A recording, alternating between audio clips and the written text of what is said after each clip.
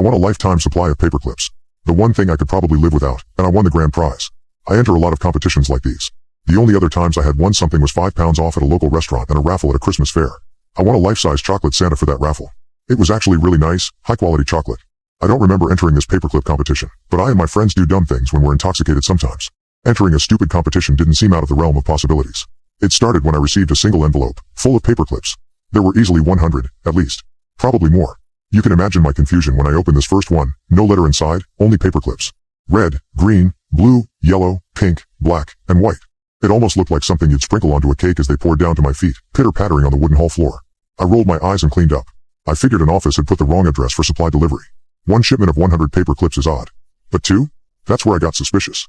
The second day had me question whether this was some form of prank. I was smarter this time, though. I recognized the weight and feel of the envelope. I recognized the outline of paper clips as I held it up to the light. I didn't let them spill out at my feet, although my curiosity still had me open it to peek inside. You do the same. Is it really just paper clips? Yes. Yes, it is. By the fifth day, I had stopped opening it. I just briefly hold it up to the light to confirm the outline looked like paper clips, and then I'd toss it. I don't remember why I checked my spam folder in my emails, but when I took a look, I immediately saw it. The cheesy headline stood out.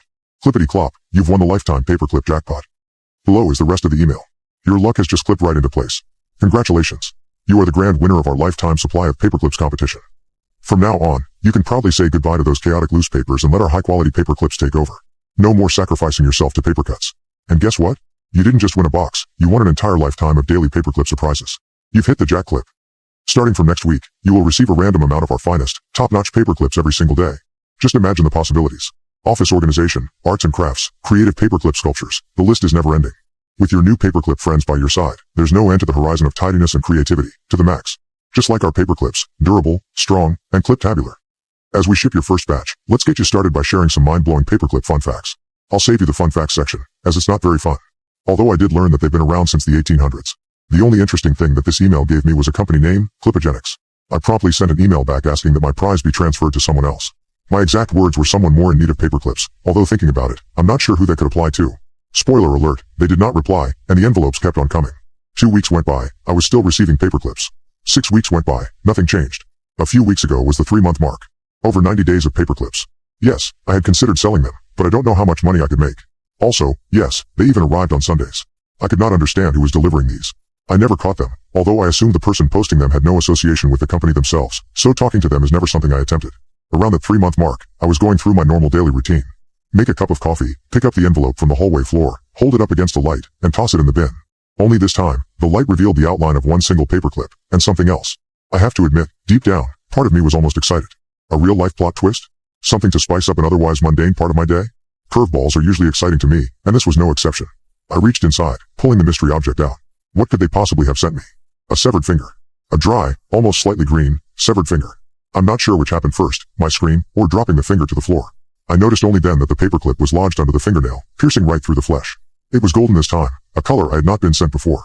I'd like to say I stayed calm, but I didn't. I ran to the bathroom to throw up. I contacted the police, and they took the finger and envelope away. I explained everything that I knew, and showed them the email. They told me that they'd investigate. It's crazy, isn't it? One of the police officers began his thought to me. What? How dangerous simple production can be.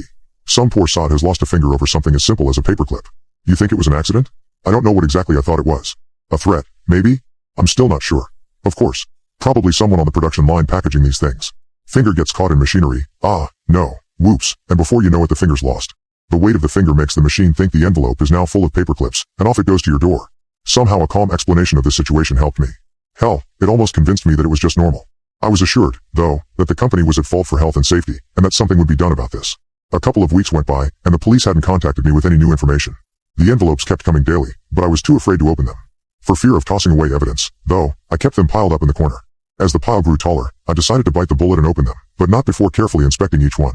My hands shaking, I held the first up to the light, and it was just full of paperclips. Perhaps the incident really was a one-off, and the fault had been fixed. I held a few more up, and my heart almost skipped a beat when I found one with a solid shadow. No outline of paperclips. This envelope had a letter. I carefully opened it up, and read. Dear valued customer. We would like to formally apologize for the incident that occurred recently. We understand that the events were likely traumatic, and whilst we may never make it right, we'd like to offer you a one-time compensation. Attached to this letter, using one of our sturdy, high-end paperclips, we have written a check for £2,000. We hope we can continue our partnership professionally.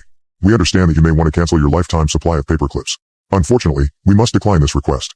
We hope you understand. Clipogenics customer service team. No. I did not understand. Do you? Do you understand what the duck they're talking about? I contacted the police to update them, letting them know that I had received this message. They sent somebody to collect it. The following day, assuming all was well, I picked up the daily delivery from the floor. Before I had a chance to check it, there was a knock at the door. I folded the envelope and put it in my back pocket. I opened the door and was surprised to see a man in a suit looking very concerned. He wasted no time in getting to the point. Hello, we're relocating you. Pack your things, and tell nobody. We have a temporary hotel booked for you. My lack of response showed that I had many questions. Look, it's just precautionary. We can't find any evidence of clipogenics ever existing, and what? And the finger matched the DNA of a recently assumed self-mutilation. It's now assumed to be unalive. I had a feeling there was more. Unfortunately, his next sentence confirmed that. The person in question was found to have also won the competition. I did not need to tell twice. I got my essentials packed and was at the hotel in less than 90 minutes. It was only in the next town over, which I found odd, yet comforted that I was still so close to home.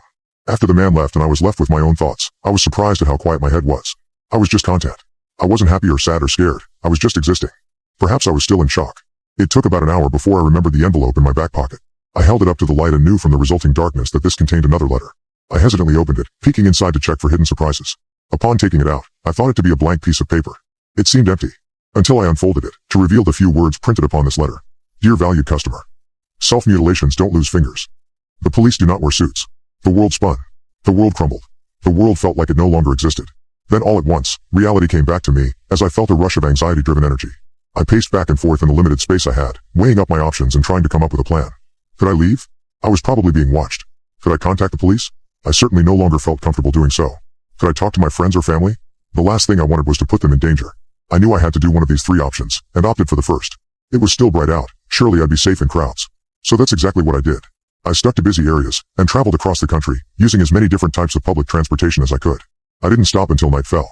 I booked a new hotel under a fake name and paid in cash. I rested surprisingly well that night. My sleep was interrupted at around 7 a.m. by knocking at the door. No, thank you. I sleepily yelled at what I assumed to be room service. Something arrived in reception for you. I'll slide it under the door.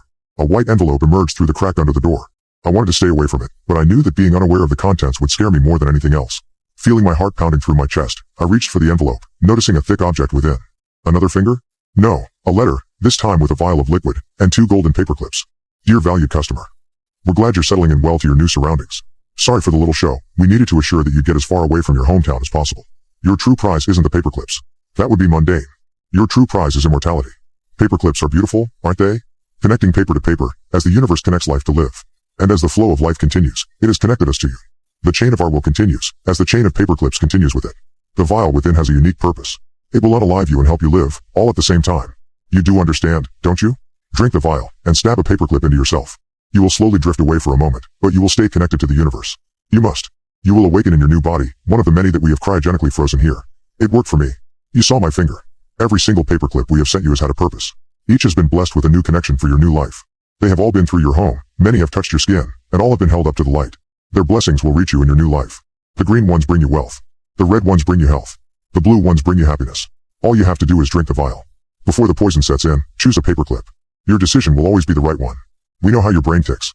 Every word we've ever written, and every color we've ever chosen, have all been designed to sway your decision in this very moment. You'll fall asleep as a valued customer. But you'll awaken as our valued employee. I am not letting them control my destiny. I will not sacrifice my life for their company, to become one of their puppets to control. I know this company has a far greater reach than I first understood, so I might not be able to tell anybody. But I can tell everybody. I hope this post reaches their next big winner, and I hope they are as strong-willed as I am.